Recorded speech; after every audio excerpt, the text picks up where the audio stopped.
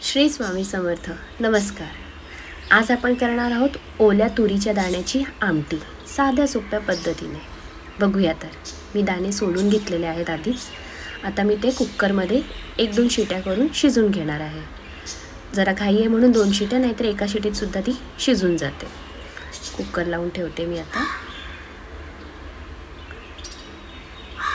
हे पहा, 2 शिट्यानंतर हे असं शिजून झालेलं आहे. आता फोडणीची तयारी करू.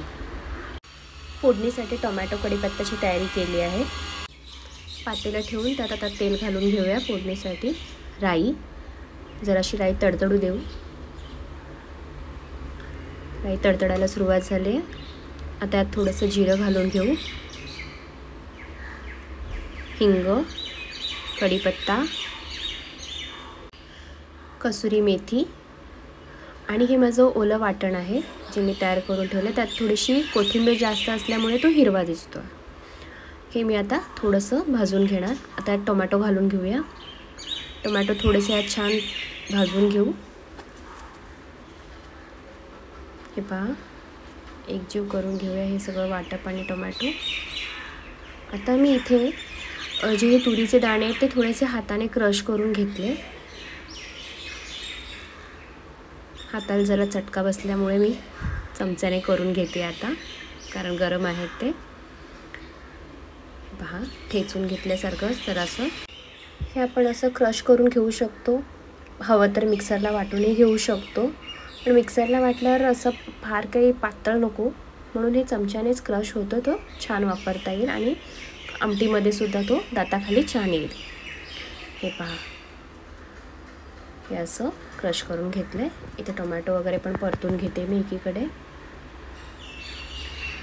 पुन्हा माझा क्रश मी अर्ध वाटप क्रश करून घेतलं आणि अर्ध अख्खे ठेवलेत दाणे, कारण की ते आमटीमध्ये छान टेस्ट देईल.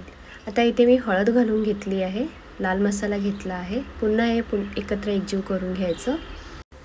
आता हे एकजीव झाल्यानंतर व्यवस्थित एकदा पुन्हा बघून घेऊ आणि आता तुरीचं ते क्रश टाकून पुन्हा ते सगळं मिश्रण एकजीव करू. तूर शिजवताना जे पाणी होतं ते मी टाकून दिलेलं नाही आहे, कारण तेच पाणी आपण तुरीच्या आमटीत वापरणार आहोत. आधी हे छान मिक्स करून घेऊ. पण मला तूर थोडी जास्त आमटी लागेल म्हणून मी थोडंसं वरून एक्स्ट्रा पाणी पण टाकणार आहे. हे आधी कुकरमध्ये शिजवलेलं पाणी ओतून घेऊ आपण. हे पहा, याचा असा रंग आलेला आहे व्यवस्थित.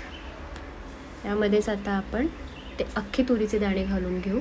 या तुरीचं क्रश केल्यामुळे आणि वाटप यामुळे आमटीला एक घट्टपणा येतो. आता मी एक्स्ट्रा वरून पाणी घालून घेतलं आहे 1.5 ग्लास. आता हे पहा, कढायला सुरुवात झाली आहे आमटीला. आता तवंगही सुद्धा दिसायला लागला आपल्याला.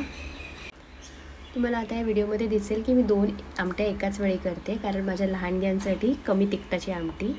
आता या दोन्ही आमट्यांमध्ये मीठ घालून घेतलं आहे. अशा प्रकारे तुरीच्या दाण्यांची साधी सोपी आमटी तयार आहे. माझी रेसिपी आवडल्यास नक्की लाईक करा, शेअर करा, सबस्क्राईब करा. श्री स्वामी समर्थ.